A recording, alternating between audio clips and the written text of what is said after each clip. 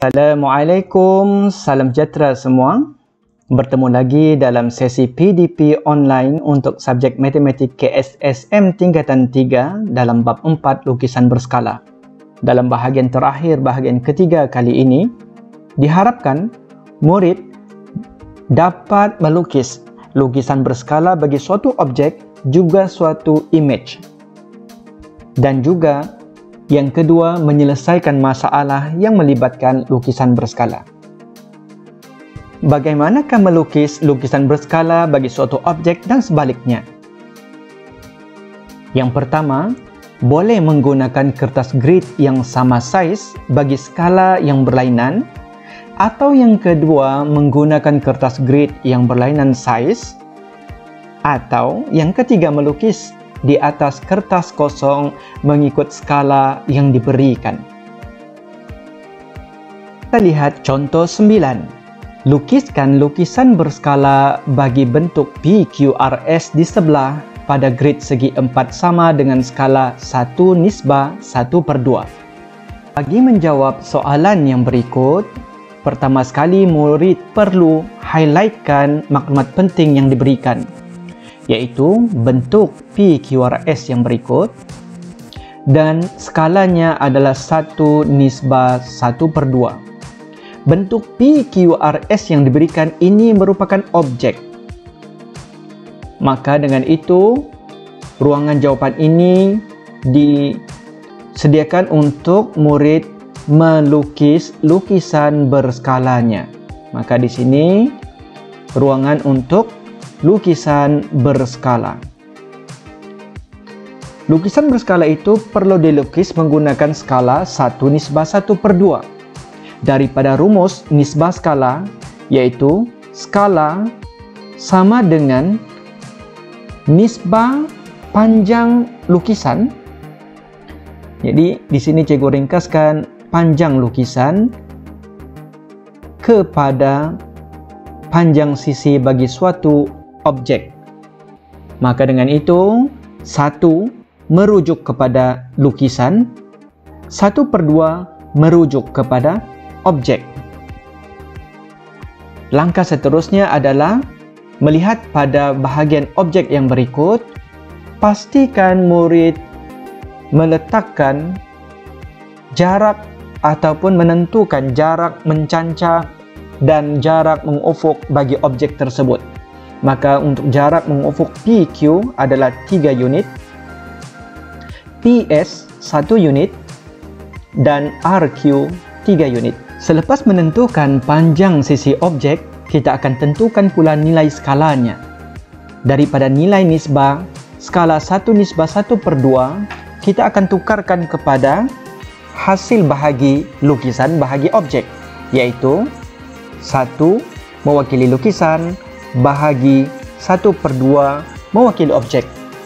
1/1/2 sama dengan 2, merujuk kepada skala bagi lukisan berskala tersebut. Seterusnya, daripada rumus skala sama dengan panjang lukisan bahagi panjang objek, bila mana kita menjadikan lukisan sebagai perkara rumus, kita akan dapati bahawa ianya adalah sama dengan hasil darab skala dan objek, yaitu panjang bagi sisi objek. Maka dengan itu berpandukan dengan nilai skala yang kita telah perolehi, dan untuk setiap panjang sisi objek, kita akan darabkan nilai skalanya, yaitu bagi mendapatkan panjang bagi lukisan berskala untuk sisi yang sepadan dengan SP, kita akan darabkan dengan 2. 1 darab 2 sama dengan 2. Manakala untuk panjang sisi lukisan berskala yang sepadan dengan panjang PQ pada objek, kita darabkan 2 sama dengan 6. Dan begitu juga untuk panjang bagi lukisan berskala yang sepadan dengan QR, kita darabkan dengan 2 sama dengan 6. Terakhir, murid bolehlah melukis lukisan berskala berpandukan kepada nilai panjang sisi yang sepadan yang telah diperolehi tadi. Pastikan murid melukis menggunakan pembaris, yaitu panjang sisi yang sepadan dengan panjang sisi objek PQ, nilainya 6, maka kita akan gariskan panjang sisi 6 unit seperti berikut.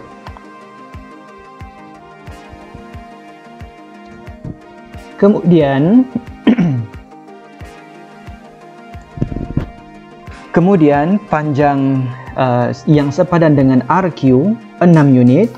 1 2 3 4 5 6, dan seterusnya sisi yang sepadan dengan PS 2 unit. 1 2, dan yang terakhir panjang sisi yang sepadan dengan RS seperti berikut. Kemudian bolehlah kita labelkan kepada R prime merujuk kepada image ataupun lukisan berskala untuk buku R, Q prime, P prime, dan S prime.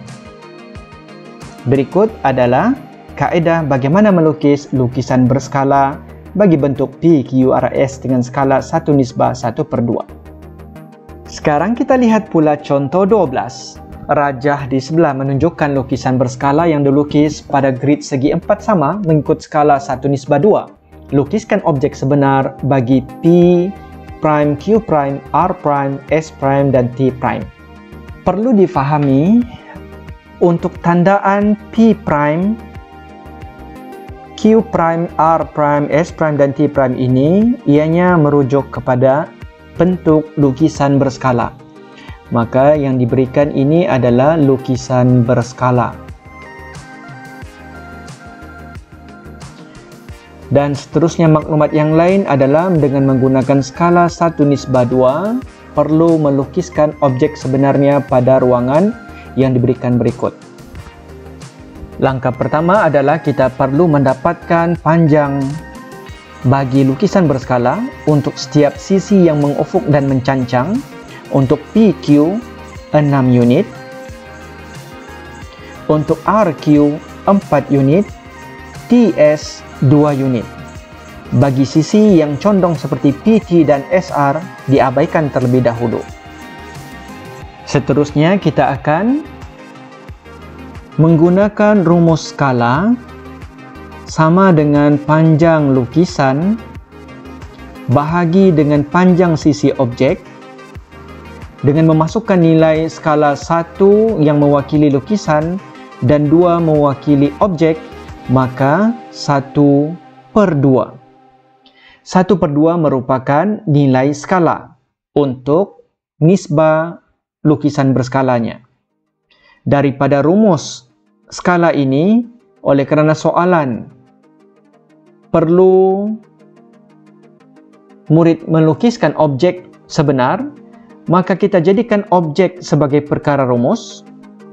Maka objek adalah sama dengan panjang sisi lukisan bahagi dengan skala.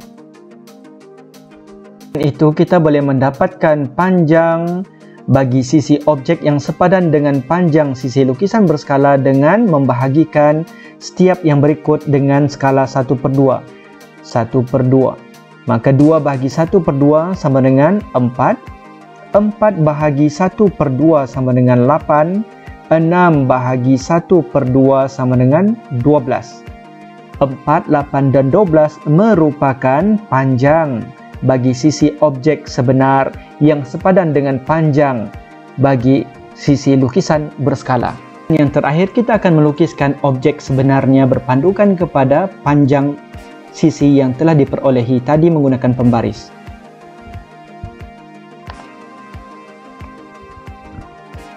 Untuk PQ 12 unit, maka kita akan gariskan 12 unit seperti ini.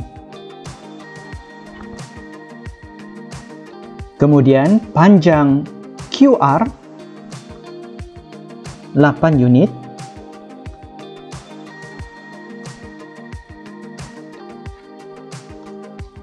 Dan seterusnya untuk sisi yang sepadan dengan panjang TS 4 unit. 1, 2, 3, 4. Kemudian untuk sisi condong PT dan SR kita hanya tinggal sambungkan sahaja seperti ini.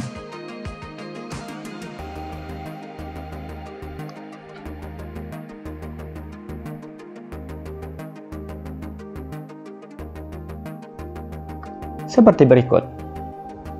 Yang terakhir, tinggal melabelkan mengikut tandaan bucu yang sepatutnya, yaitu P' kepada P untuk objek, T' kepada T untuk objek, dan S, R, Q.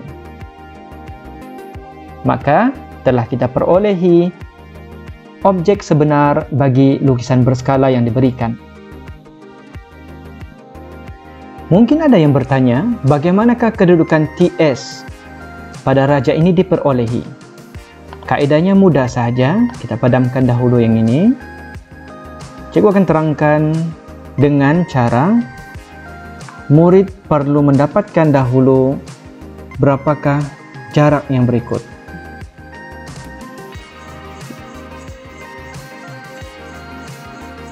Yaitu, setiap yang ditandakan ini 2 unit, maka menggunakan rumus lukisan bahagi skala 2 bahagi 1/2 sama dengan 4.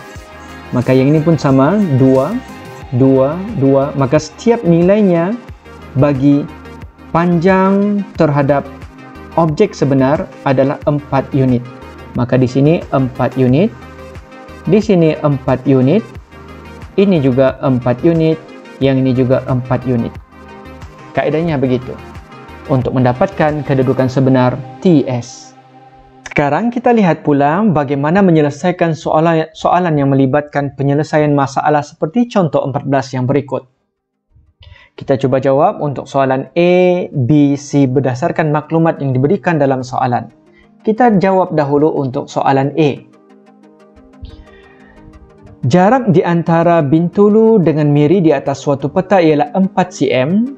Jika skala yang digunakan untuk melukis peta itu ialah 1 cm kepada 50 km, hitung jarak sebenar dalam kilometer di antara Bintulu dengan Miri. Bagi mendapatkan jarak sebenar dalam kilometer di antara Bintulu dengan Miri, kita akan menggunakan kaedah perkadaran, yaitu pada peta jarak Bintulu dengan Miri adalah 4 cm. Maka kita boleh buat lakaran seperti ini. Bintulu kepada Miri 4 cm. Oke, kita andaikan setiap segmen ini adalah 1 cm, yaitu di sini 1 cm, 1 cm, 1 cm pada peta. Dan maklumat diberikan 1 cm itu mewakili 50 km. Maka kita boleh letakkan di sini 50 km.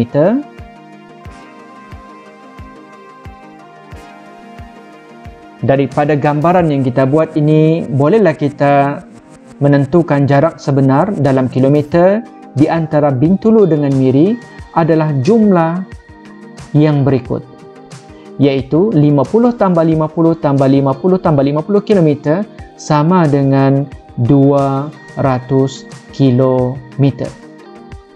Begitu kaedah untuk menentukan soalan penyelesaian masalah bagi contoh 14A. Soalan B pula, jika peta dilukis semula dengan skala 1:2 juta, hitung jarak di antara Bintulu dengan Miri di atas peta yang baru. Dalam pengiraan sebelumnya, kita telah mendapat jarak sebenar Bintulu dengan Miri adalah sama dengan 200 km. Maka dengan itu, kita boleh buat persamaan, yaitu skala yang diberikan bersamaan dengan jarak pada peta nisbah kepada jarak sebenar 200 km. Maka kita ubahkan kepada bentuk pecahan 1/2 juta sama dengan jarak Bintulu Miri pada peta yang baru bahagi dengan 200 km. Maka kita jadikan jarak Bintulu Miri pada peta yang baru sebagai perkara rumus sama dengan 200 km per 2 juta. Kita akan dapatkan unitnya dalam sentimeter, maka 200 km ditukar kepada sentimeter sama dengan 20 juta bahagi dengan 2 juta. Hasil bahaginya adalah sama dengan 10 cm, iaitu jarak di antara Bintulu dengan Miri di atas peta yang baru. Ini adalah salah satu kaedah untuk kita mendapatkan jarak yang dikehendaki. Terakhir pula, Encik Dominic bersama keluarganya ingin melawat Bandar Miri. Beliau bercadang memandu ke Miri dengan kelajuan 80 km per jam. Hitung masa yang diperlukan untuk perjalanan dari Bintulu ke Miri dalam unit jam dan minit.